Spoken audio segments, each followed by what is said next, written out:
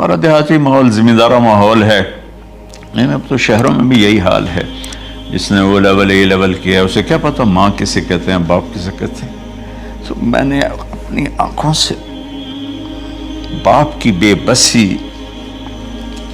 اور بیٹے کا غرانہ ایک دفعہ نہیں کتنی دفعہ دیکھا. تو میرے واسطے آج تکی کیتا ہے، تو میرے واسطے آج تکی بنایا. وہ کہتا اچھا میرا بچہ جداں جوان ہو سو آپ پہ سمجھ جسو. جبریل انسانی شکل میں آئے کہ یا رسول اللہ کچھ سوال کی، قیامت کب آئے گی؟ کہا اللہ کو پتہ ہے. کہا کوئی نشانی؟ فرمایا جب دیکھو کہ بیٹیاں بھی ماؤں کو نوکر کی طرح دھتکار رہی ہوں تو سمجھنا قیامت آنے والی ہے. کچھ عرصہ پہلے ایک بچی اور ماں، تو ماں کچھ بات کر رہی تھی اور بیٹی کہہ رہی تھی بھوک نہیں بھوک نہیں، اور اس کی ماں کے خون سے بھرے ہوئے آنسو بہ رہے تھے اور اس کی ہچکیاں لگ رہی تھی کہ یہ وہ ہے جس کو میں نے اپنے پیٹ سے جنا اور اپنی چھاتی کا دودھ پلاتے پلاتے پلاتے میں نے کتنی تکلیفیں برداشت کی، اور آج کر یہ بھوک نہیں. کہ ایک بدو آیا صحابی کا، یا رسول اللہ میرا باپ مجھ سے پوچھے بغیر میرے مال کو خرچ کر دیتا ہے. آپ نے فرمایا بلاؤ بھائی. جب اسے پتہ چلا کہ میرے بچے نے میری شکایت کی ہے تو اسے بڑا دکھ ہوا. تو اس نے دل ہی دل میں چند اشعار پڑھے، زبان پہ ادا نہیں دل میں آئے. تو جب وہ مسجد میں انٹو رہا تو جبریل پہلے آئے بیٹھے تھے کہ یا رسول اللہ اللہ فرما رہے ہیں اس سے کہو کہ پہلے وہ اشعار سنائے جس کو اس کے کانوں نے نہیں سنا لیکن اللہ نے من فوق عرش ہی سن لیا ہے، عرش کے اوپر اللہ نے سن لیا ہے. تو آپ نے اس سے ارشاد فرمایا کہ تمہاری بات ہم سنتے ہیں باپ بیٹے کی، لیکن پہلے وہ شعر سناؤ جو تیری زبان سے ادا نہیں ہوئے، تیرے کانوں نے نہیں سنے، تیرے دل کی گونج تھی اور تیرے دل کی آہ اور فریاد تھی جو دل ہی میں گھٹ کے رہ گئی، اسے اللہ نے سنا ہے. وہ کہتا ہے سناؤ. کہنے لگا یا رسول اللہ آپ کا رب ہر وقت ہمارے ایمان کو آپ پر زیادہ سے زیادہ بڑھاتا رہتا ہے. اس ذات کی قسم جس کے قبضے میں میری جان ہے، یہ چند میرے دکھ بھرے خیالات الفاظ کی شکل میں ڈھلے لیکن میری بزم تصور میں ہی رہے اور وہیں دفن ہو گئے، باہر نہیں نکلے، میری زبان سے ادا نہیں ہوئے، میرے کانوں نے نہیں سنا، آپ کے رب نے سن لیا. اب میں نے کہا اچھا بتاؤ تم نے کہا کیا تھا؟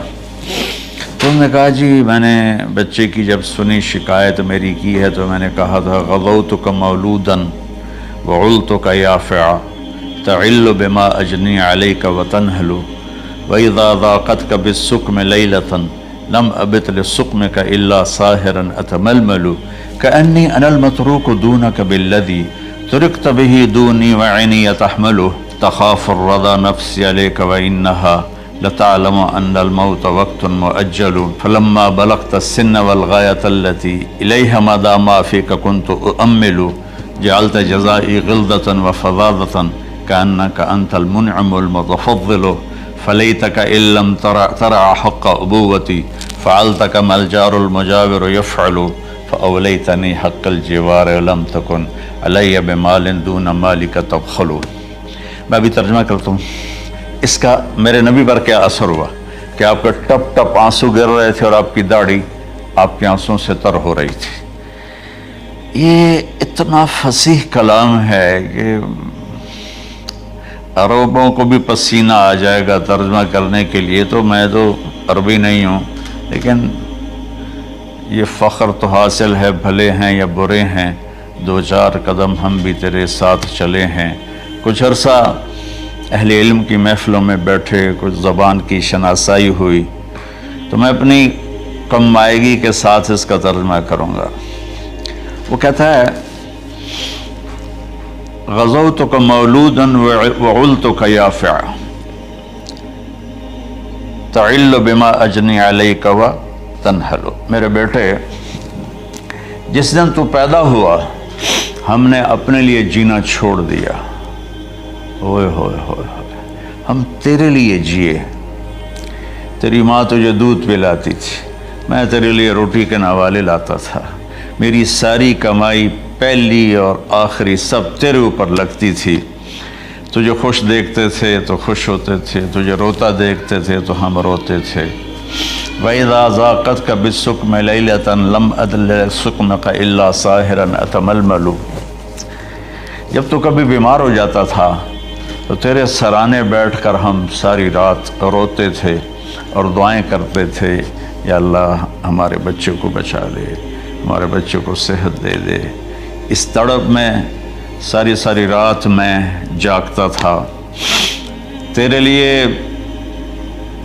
میں نے اپنا سب کچھ لگا دیا، اپنے لیے جینا چھوڑ دیا، اپنی خواہشات کو دبایا، تیری ہر خواہش کو پورا کیا، تجھے مسکرانے کے لیے، تجھے ہنسانے کے لیے میں دھکے دھوڑے کھاتا رہا، کبھی گرمی لو کی جھلسا دینے والی ریت اور کبھی سردی کے سرد ہوا کے تھپیڑے، لیکن میں ان دونوں سے گزرتا ہوا تجھے پالنے کی خاطر اپنے آپ کو کھپاتا رہا۔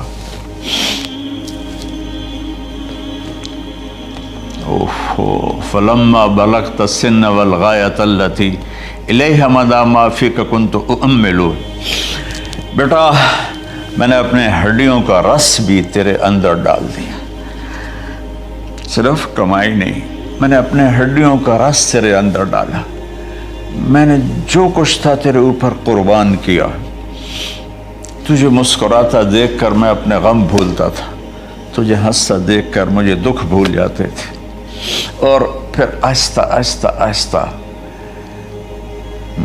میری ہڈیوں کا گودا، میری کمائی تیرے اندر گئی اور تو ایک خوبصورت درخت کی طرح بڑھتا چلا گیا، بڑھتا چلا گیا، بڑھتا چلا گیا، بڑھتا چلا گیا، اور میری بڑھاپے نے کمر جھکا دی اور میں جھکتا چلا گیا، جھکتا چلا گیا۔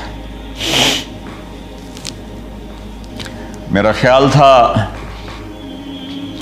کہ جیسے میں اس کی انگلی پکڑ کے چلتا تھا، اب میری باری ہے، یہ میری انگلی پکڑ کے چلے گا، جیسے میں اسے سینے سے لگاتا تھا، پیار کرتا تھا، جھولے جھلاتا تھا، باغ میں لے جاتا تھا، یہ ساری اس کی تعبیرات کے اندر داخل ہیں، الفاظ میں نہیں ہیں۔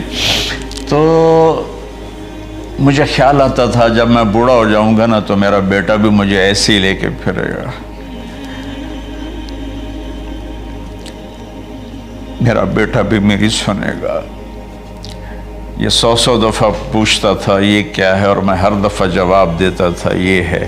تو اب میں بوڑھاپے میں اس سے بات کروں گا، یہ میری بات سنے گا، میں اس کو نوالے کھلاتا تھا، یہ مجھے روٹی کھلائے گا، میں اس کا انگلی پکڑ کے چلتا تھا، یہ میرا ہاتھ پکڑ کے چلے گا۔ میری کمر بڑھاپے نے جھکا دی اور میں ایک خشک پیڑ کی طرح ہو گیا، اور جوانی نے تیری کمر کو سیدھا کیا اور تو ایک تر و تازہ درخت بن گیا۔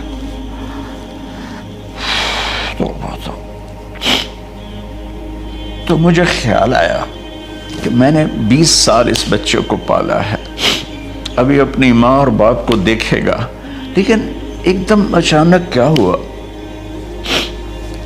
فلما بلغت السن والغایۃ التی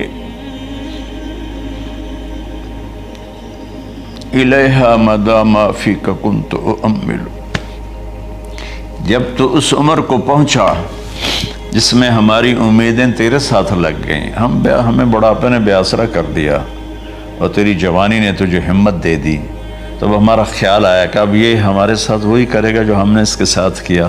لیکن کیا ہوا، جعلت جزائی غلظۃ وفظاظۃ کأنک انت المنعم المتفضل،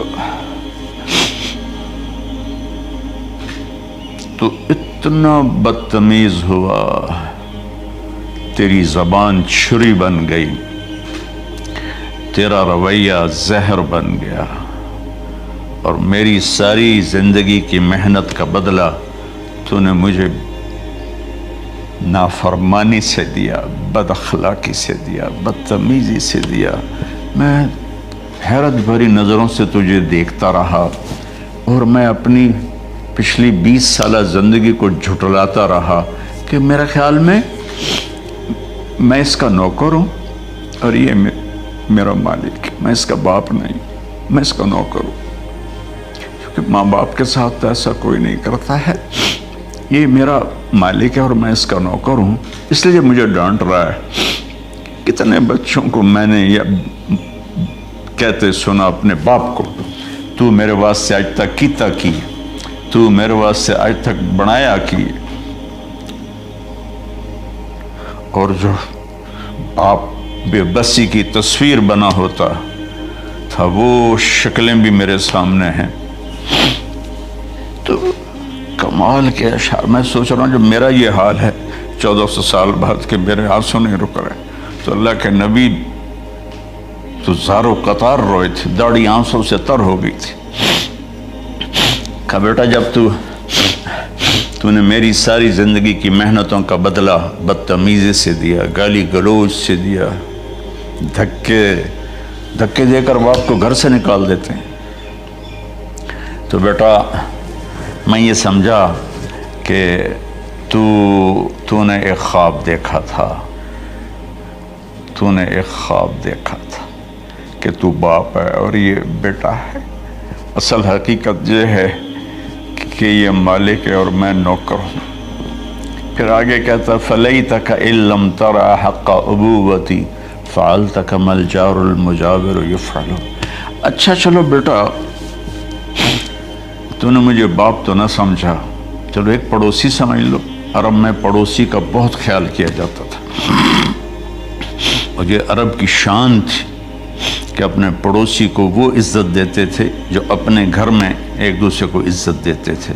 تو اس نے پھر اس کی طرف اشارہ کیا کہ اگر میں تیرا باپ نہیں ہوں، تیرے رویوں کو دیکھ کر تو یہی لگتا ہے کہ میں تیرا نوکر ہوں، تو میرا مالک ہے، تو چلو اتنا تو کر دے جتنا ایک پڑوسی کے ساتھ کرتا ہے۔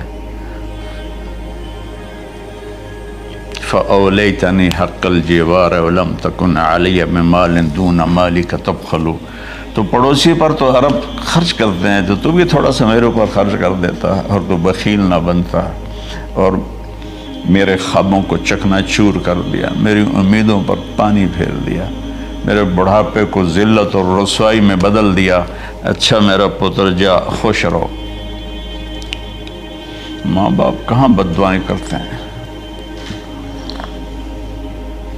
تو میرے نبی کی آنکھوں سے آنسو، یہ ساری داڑھی تر ہو گئی، تو آپ نے اس کے بچے کو گریبان سے پکڑا اور جھٹکا دے کر دھکا دے کر دفع ہو جا، انت و مالک لابیک، تو اور تیرا سب کچھ تیرے باپ کا ہے۔ حضرت علی رضی اللہ تعالیٰ عنہ سے کسی نے پوچھا کہ آپ کے بیٹے حسن کیسے بیٹے ہیں؟ کہا حسن میرا وہ بیٹا ہے کہ جب میں چلتا ہوں تو میرے آگے نہیں چلتا، میرے پیچھے چلتا ہے۔ جب کہیں بیٹھنے کا موقع آتا ہے تو یہ پہلے نہیں بیٹھتا، پہلے مجھے بٹھاتا ہے پھر خود بیٹھتا ہے۔ جب کھانے پر بیٹھتے ہیں تو یہ روٹی کی طرف ہاتھ نہیں بڑھاتا جب تک میں نہ بڑھاؤں، یہ سالن کی طرف ہاتھ نہیں بڑھاتا جب تک میں نہ بڑھاؤں۔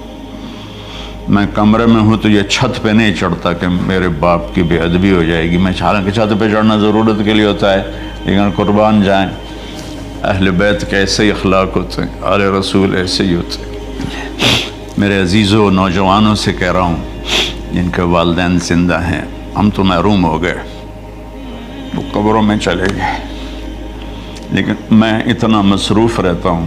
اب یہ کرونا کی وجہ سے گھر میں بیٹھے ہوئے ہیں، یعنی میری زندگی ایسے پہیے کی طرح گھومی ہے، اور پھر دل کی تکلیف، پھر اس کے ساتھ سر کا درد شدید۔